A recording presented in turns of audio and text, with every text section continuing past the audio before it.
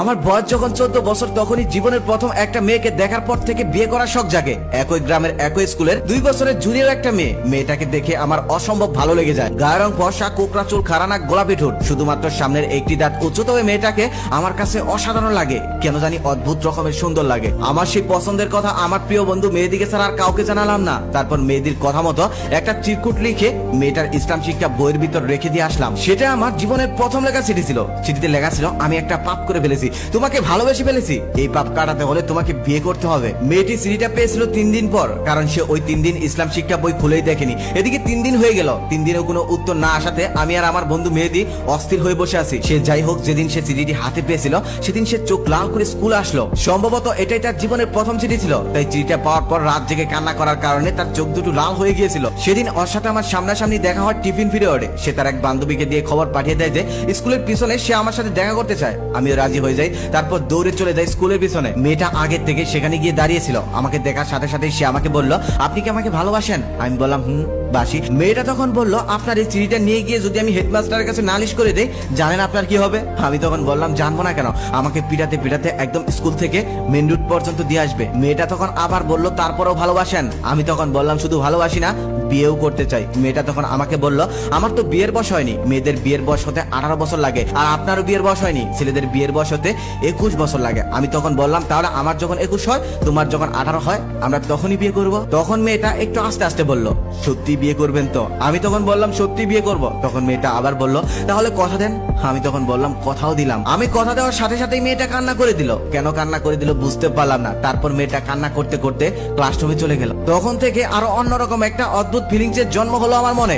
ভালোবেসে ফেললাম আমি ওকে। আমার প্রিয় বন্ধু মেহেদিদের পাশের বাড়ি ছিল ওদের বাড়ি, তাই আমার প্রিয় বন্ধু মেহেদিকে দিয়েই চিঠি আদান প্রদান করতে লাগলাম। এভাবেই চিঠি আদান প্রদান করতে করতে আমাদের ভালোবাসা 1 বছর কেটে গেল। 1 বছরের মধ্যে গ্রামের অনেকে আমাদের প্রেম সম্পর্কে জেনেও গেল। দুষ্ট ছেলে মেয়েরা গাছের মধ্যে লাভ এঁকে শাকিল প্লাস নিভা লিখে রাখতো। আমাকে দেখলেই নিভা নিভা বলে ডাকতো, আবার নিভাকে দেখলে শাকিল শাকিল বলে ডাকতো। কিছু বললে আরো বেশি করে বলতো, তাই কিছু বলতাম না। এরপর স্কুলের এক সাংস্কৃতিক অনুষ্ঠানে নিপা নাচলো। সেই নাচের গান ছিল বৃষ্টি পরে টাপুর টুপুর পায়ে দিয়ে সোনার নুপুর।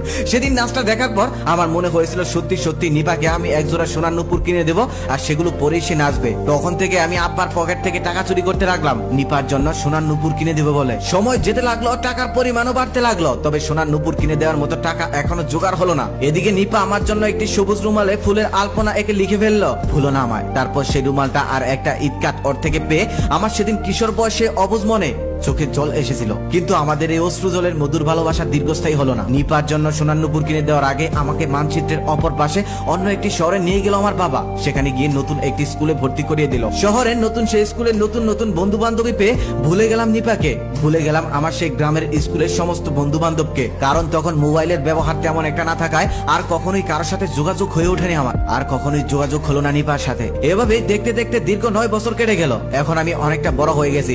একদিন মা আমাকে সঙ্গে করে একটি জুয়েলারিতে নিয়ে যায়। সেখানে যাওয়ার পর একজোড়া নুপুর দেখে আমার মনে পড়ে যায় সেই নিপার কথা। মনে পড়ে যায় আমি নিপাকে এমন একজোড়া নুপুর কিনে দিতে চেয়েছিলাম। এত বছরের মধ্যে মা যদিও সেই গ্রামে কয়েকবার গিয়েছে, তবে আমাকে নেওয়া হয়নি।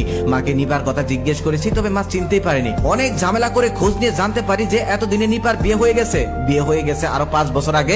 নিপার এখন 2টি সন্তানও আছে। এদিকে আমারও কিছুদিন যাবত 4 নম্বরের রিলেশনশিপটা ব্রেকআপ হয়ে গেছে। পড়াশোনা চাকরিতে সাকসেসফুল হলেও ব্যক্তিগত জীবনের প্রতি আমার এক ধরনের অনীহা জন্ম নিয়েছে। তারপর আমি বাবা মাকে অনেক বুঝিয়ে শুনিয়ে গ্রামের বাড়ি ঘুরতে যাওয়ার সিদ্ধান্ত নিয়ে নেই। তবে সেই গ্রামে যাওয়ার পর নিপাকে খুঁজতে আমার তেমন একটা কষ্ট করতে হয়নি, কারণ আমার সেই প্রিয় বন্ধু মেহেদি সেই নিপাকে বিয়ে করেছে। নিপার বিয়ে হয়েছে এটা শুনে আমি যতটা কষ্ট পেয়েছি তার চেয়ে বেশি কষ্ট পেয়েছি এটা শোনার পর, যখন শুনেছি আমার সেই প্রিয় বন্ধু মেহেদি নিপাকে বিয়ে করেছে। কেন কষ্ট পাচ্ছি, কিসের জন্য কষ্ট পাচ্ছি এটা আমি বুঝতে পারিনি, তবে আমার সেদিন ভীষণ কষ্ট হয়েছিল। আমি গ্রামে আসি এটা শুনে তারা দুজনেই ভীষণ খুশি হয়। তারপর তাদের অনুরোধে আমি তাদের বাড়িতে বেড়াতে যাই। দেখা হওয়ার পর তাদের দুজনের সাথে আমি এমন আচরণ করি যেন ছোটবেলার কিছু আমার মনে নেই, আমি যেন কিছুই জানি না। এই 9 বছরে নিপা আরো অনেক সুন্দরী হয়েছে। মেহেদিও এখন গ্রামের একজন সুদর্শন যুবক। টাকা পয়সার দিক দিয়ে তাদের তেমন একটা না থাকলেও দেখে মনে হচ্ছে তাদের ছোট্ট ঘরে ভালোবাসার অভাব নেই।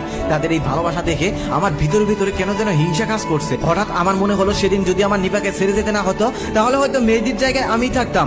আমারও হয়তো এমন সুন্দর একটা সংসার থাকতো, যেই সংসারে আমি আর নিপা সুখে শান্তিতে বসবাস করতাম। আমি তাদের দুটো ছোট্ট ছোট্ট ছেলে মেয়েদের দিকে অবাক দৃষ্টিতে তাকিয়েছিলাম। গ্রামের এত সুন্দর বাড়িতে উঠোনে তাদের 2টি বাচ্চা কি সুন্দর খেলাধুলা করছিল। নিপা আমাকে দেখার পর প্রথম কিছুক্ষণ অবাক দৃষ্টিতে তাকিয়ে থাকলেও পরে অবশ্য স্বাভাবিক ব্যবহারই করেছে। রাতে খাওয়া দাওয়া শেষ শেষ করার পরে গ্রাম ছেড়ে আমি শহরের উদ্দেশ্যে রওনা দেই। ওরা অবশ্য আমাকে থাকার জন্য অনেক বায়না ধরেছিল, তবে আমি থাকিনি। কেমন যেন ভিতরে একটা চাপা কষ্ট আমাকে ওখানে থাকতে দেয়নি। সেদিন হারিকেন হাতে মেহেদি ও নিপা আমাকে গঞ্জের অনেকটা পথ এগিয়ে দেয়। সেদিন আমার ভীষণ কষ্ট হচ্ছিল, কারণ আমি আমার প্রথম ভালোবাসাকে ধরে রাখতে পারিনি। সেই অনুশোচনা আমাকে সেদিন সারাটা পথ যন্ত্রণা দেয়। সব থেকে বেশি কষ্ট পেয়েছিলাম নিপার পায়ে একজোড়া নুপুর দেখেছিলাম।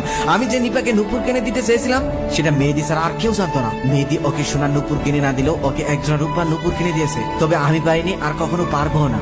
সেই অধিকার আর আমার নেই। গল্পটা ইনবক্স থেকে নেওয়া একজনের জীবনের সত্য ঘটনা অবলম্বনে লেখা। সুন্দরভাবে বোঝানোর জন্য গল্পের চরিত্রে এতক্ষণ আমি ডুবেছিলাম। সত্যি বলতে স্কুল লাইফের সেই প্রথম অনুভূতি জীবনে কখনোই ভোলা যাবে না। ভালোবাসা অনেক আসবে অনেক যাবে, তবে অনুভবের হয়ে যাবে সে একজনই। জীবনের শেষ প্রান্তে গিয়েও হয়তো এটাই মনে হবে, ইস সেই মেয়েটাকে যদি আপন করে পেতাম তাহলে হয়তো আমার জীবনে কোনো দুঃখই থাকতো না। মৃত্যুর আগ পর্যন্ত একটা আফসোস রয়ে যাবে, ইস তাকে আমার পাওয়া হয়নি, আর এই আফসোসটাই দিয়ে যাবে সারা জীবন যন্ত্রণা।